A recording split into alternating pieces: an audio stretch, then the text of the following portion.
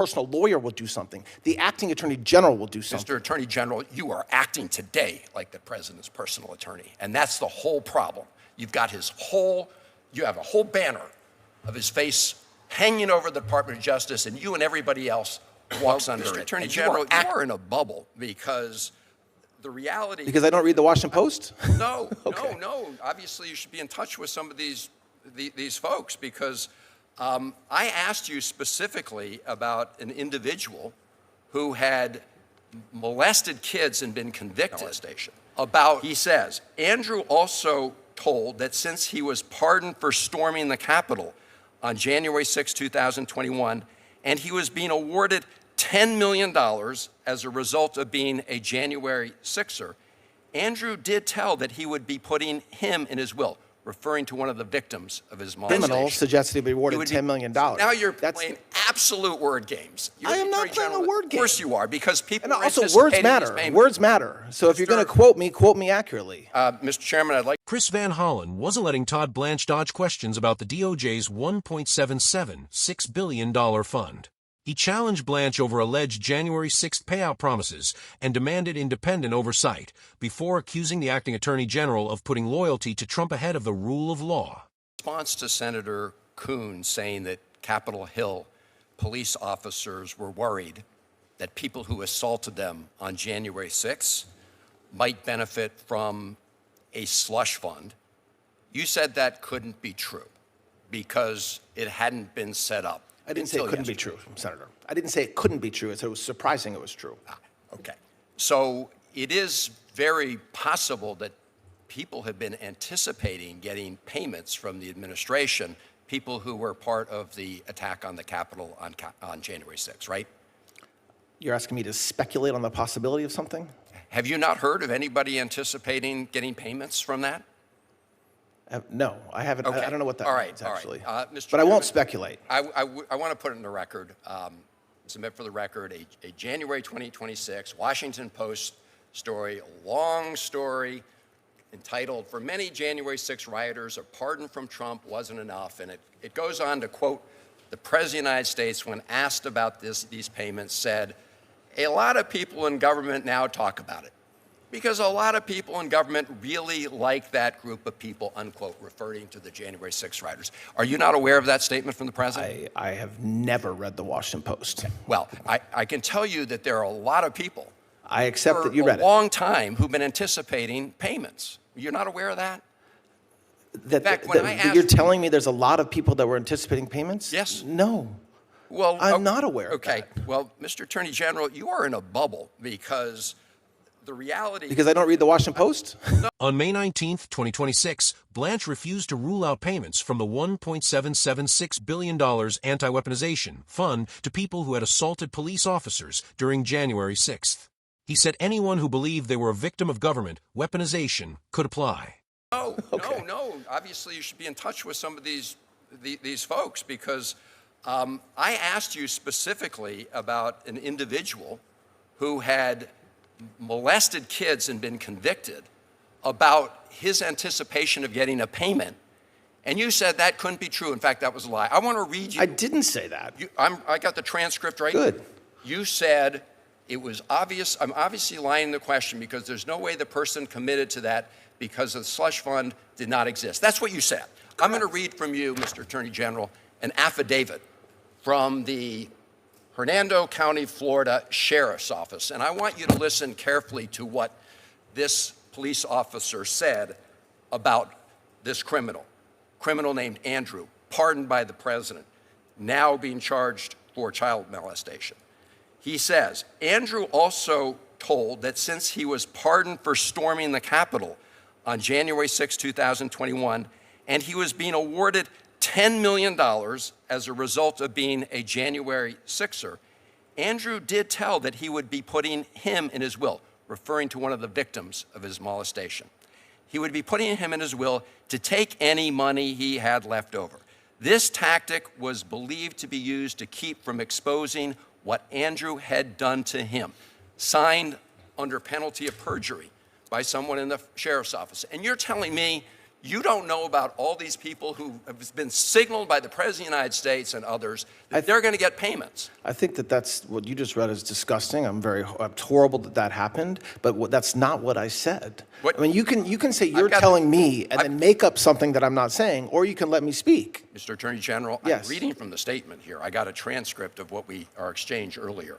And you essentially said, well, you're obviously lying in your question because there's no way this person committed to that because the slush fund of which you called it did not exist, just as you suggested. Right, and it's true that even the affidavit that you just read said that he would be awarded this criminal suggested he would be awarded $10 million. Now you're playing absolute word games. I am not playing a word game. Of course you are, because people and also words matter. Words matter. So if you're going to quote me accurately. Blanche accused Van Hollen of lying during the exchange, while Van Hollen pointed to a Florida sheriff's affidavit describing a pardoned January 6 defendant allegedly telling a child abuse victim he expected a $10 million payout. The dispute put the fund's eligibility rules under intense scrutiny. Mr. Chairman, I'd like to put in the record, January 6 rider pardoned by Trump was sentenced to life in prison for child abuse. Pardoned Capitol Hill rider tried to bribe child sex victim with promise of January 6 payout. And I will close with this, Mr. Attorney General. You can't tell us today that this individual would not be eligible for a payout from this fund. I find that obscene. And I'm going to ask you one last time. You keep comparing this case to the Keep Eagle case. In that case, as you've admitted, a judge ultimately signed off. I'm asking you, before you proceed with this fund, will you have a federal judge sign off on it? I didn't compare the cases. What I said is the commission that we set up yesterday is nearly identical to the commission that was set up during Keep Eagle. So please, you repeately put words in my mouth, and then you say, "Oh, I'm playing wordsmith." Words matter, Mr. General. So if you, they do matter. You said they were. I got. Look, the transcript will speak for itself. It will. But you compared in your own release. In the Department of Justice's own release, you compared it to this case. And in this case, a judge signed. My final question is, will you agree, as they did in that case, that before you proceed with this fund, a federal judge will sign off and approve it? Will you agree to that? Federal judge. So there's no mechanism. Actually, there is a federal judge presiding over this case. The case was dismissed by the judge last night. Yeah, because you moved to create this fund. I didn't move. I did not move. The settlement result, Mr. Attorney General, come on. So So you're not going to submit this proposal to any federal judge or independent? There is no judge. Any independent authority? What does that mean? An independent authority? It means not somebody who's getting to pick 5 of the members who was the president's former personal attorney. That would be somebody who would be independent. I'm the acting attorney general, okay? The fact that I used to be President Trump's lawyer is just a fact, but I'm the acting attorney general. So don't say the president's former personal lawyer will do something. The acting attorney general will do something. Mr. Attorney General, you are acting today like the president's personal attorney, and that's the whole problem. You've got you have a whole banner of his face hanging over the Department of Justice, and you and everybody else walks under it. And you are acting like you're his current personal attorney. The controversy surrounding the Justice Department's proposed $1.776 billion anti-weaponization fund has since changed dramatically. On August 2nd, the Justice Department formally rescinded the May 18th order that created the fund, stating that the order shall have no force or effect. The department also clarified that no commissioners were ever appointed, no money was transferred, no claims process was established, and no claims were paid. There is also an important correction to the title used during the hearing. Todd Blanche is now the U.S. Attorney General, not the Acting Attorney General. The Senate confirmed him on August 8th, and he was sworn in on August 10th. The current Justice Department leadership page identifies him as Attorney General. The fund controversy played a major role in his confirmation fight with Republican Senators John Cornyn and Tom Tillis demanding stronger guarantees that the fund would actually be eliminated before supporting his nomination. That current development gives Senator Chris Van Hollen's questioning at the May 19th hearing an entirely different perspective. At the time, Blanche was defending a controversial proposal that could place nearly $1.8 billion into the hands of people claiming that the federal government had improperly targeted them. Van Hollen's central concern was simple. Who would decide who deserves the money, and what safeguards would prevent the fund from rewarding people who had actually committed serious crimes? The exchange became especially explosive when Van Hollen confronted Blanche about people connected to the January 6th attack. Blanche had previously refused to say that individuals who assaulted police officers would categorically be excluded from the fund. In fact, when questioned about eligibility, Blanche's position was essentially that people who believed they had been victims of government weaponization could apply, leaving the final decision to a 5-member commission. That commission became one of Van Hollen's biggest targets. Under the Justice Department's original announcement, the 5 commissioners would be appointed by the Attorney General, with 1 member selected in consultation with congressional leadership. Van Hollen questioned whether that structure provided genuine independence when the same administration involved in the underlying settlement would control the mechanism determining who received taxpayer money. The senator then brought up a particularly disturbing example. He read from an affidavit involving a January 6 participant who allegedly claimed that he would receive $10 million because of his participation in January 6. The individual was also accused of child molestation. According to the affidavit Van Hollen cited, the man allegedly told a victim that he would leave money to that victim in his will. Van Hollen's point was not that the allegation automatically established eligibility for the fund. His argument was that the Justice Department had failed to establish a sufficiently clear barrier preventing someone with a criminal history like that from seeking taxpayer-funded compensation. Blanche strongly objected to Van Hollen's characterization of his earlier testimony. He repeatedly insisted that the senator was putting words in his mouth and emphasized that words matter. He said the allegation involving the child molestation case was disgusting, but he rejected the suggestion that his earlier testimony had established that such a person would necessarily receive money. That disagreement over wording became almost as important as the underlying policy dispute. Van Hollen believed Blanche was avoiding the substance of a question. Blanche believed Van Hollen was repeatedly misrepresenting what he had actually said.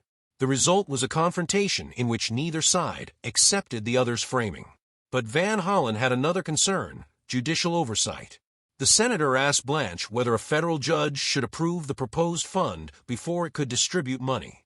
That question was significant because the underlying settlement had already generated intense scrutiny over the relationship between President Donald Trump, his legal team, and the Justice Department. Blanche refused to agree that another federal judge needed to approve the proposed compensation mechanism. He argued that the commission created for the fund was the appropriate structure. Van Hollen pushed back by questioning how independent that commission could really be. If the Attorney General appointed the commissioners, and the Attorney General himself had previously been President Trump's personal lawyer, Van Hollen argued the public could reasonably question whether the process was sufficiently independent. That brings us to the most politically sensitive portion of the hearing. Before becoming Attorney General, Blanche had served as Trump's personal attorney. Van Hollen argued that this created an appearance problem because Blanche was now overseeing the Justice Department while dealing with a settlement involving Trump himself. Blanche's response was that his previous representation of Trump was simply part of his professional history. His responsibility now, he insisted, was as a Justice Department official. Van Hollen wasn't persuaded. His closing argument was essentially that the problem was not merely whether Blanche personally believed he was acting independently. The problem was whether ordinary Americans could look at the arrangement and reasonably believe the process was independent. That distinction is important. Government ethics are not limited to proving an actual corrupt payment or an explicit political deal. Public confidence can also be damaged when the circumstances create the appearance that government authority is being used to benefit political allies. And that concern became even more significant after the hearing because the fund faced fierce opposition from members of Blanche's own party.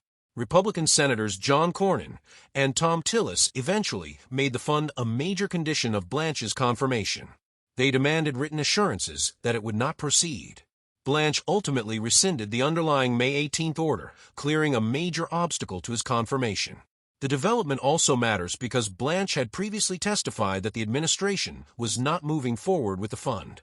In June, he told lawmakers that the fund was not moving forward, and later the Justice Department formally rescinded the order creating it. So, in hindsight, Van Hollen's questions about safeguards were not simply theoretical. The fund that he was challenging ultimately disappeared. No commissioners were appointed. No money was transferred. No claims were paid. No compensation process became operational. The Justice Department's August order now expressly says there's no anti-weaponization fund. However, the broader controversy surrounding the settlement did not disappear with the fund. The underlying dispute involved Trump's lawsuit against the IRS over the disclosure of his tax information and a settlement that generated intense questions about whether the executive branch could effectively provide extraordinary benefits to a sitting president through an agreement involving his own Justice Department. That is why Van Hollen's final accusation was so pointed. He wasn't merely arguing about a particular commission or a particular January 6th participant. He was questioning whether the Justice Department could maintain institutional independence when its leadership had such a close personal relationship with the president whose interests were involved. Blanche, meanwhile, maintained that he was acting as the Attorney General and that his previous relationship with Trump did not transform the Justice Department into the president's personal legal office. The subsequent cancellation of the fund demonstrates that the political pressure was real. Even Republican senators demanded that the administration put the fund's cancellation into writing before allowing Blanche's nomination to proceed. But one question remains particularly important. Was canceling the fund enough? Or should Congress have demanded stronger safeguards from the beginning, such as independent judicial review, restrictions on who could receive compensation, and a clearer separation between presidential interests and Justice Department decisions? Van Hollen's confrontation ultimately exposed a fundamental question about the rule of law when the government creates a massive compensation program connected to a settlement involving the president himself, who should have the final authority to decide who gets the money. The fund is now gone, but the debate over independence, accountability, and the proper limits of executive power is far from over.